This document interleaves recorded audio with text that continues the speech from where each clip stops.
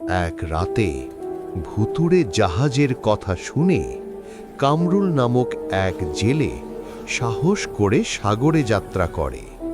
সাগরের মাঝখানে রাতের নিঃশব্দে এক অদ্ভুত অন্ধকারে ঘেরা জাহাজটি ভেসে ওঠে। মন্ত্রমুগ্ধ হয়ে কামরুল ওই জাহাজে উঠে পড়ে। জাহাজটি একেবারে পুরনো এবং ভুতুড়ে। তার প্রতিটি কাঠের তলে যেন মৃতদের শ্বাস বিদ্যমান ছিল। তিনি অনুভব করেন যেন কেউ তাকে দেখতে পাচ্ছে। বাতাসে মৃতদের কণ্ঠস্বর ভেসে আসে, আর কোনো শব্দ নেই। কামরুল যখন গভীরের দিকে এগিয়ে যায়, এক রহস্যময় হাসির শব্দ ভেসে আসে এক ভুতুড়ে শীষ থেকে। তার সামনে বড় এক কেবিন খুলে যায়।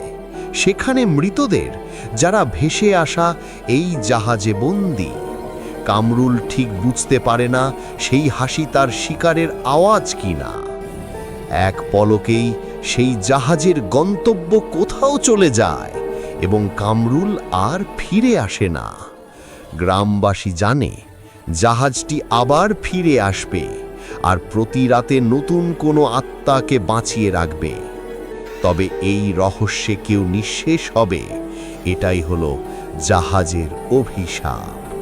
তুমি হলে কি করতে জানাও, আর পরবর্তী গল্পের জন্য সাবস্ক্রাইব করতে ভুলো না।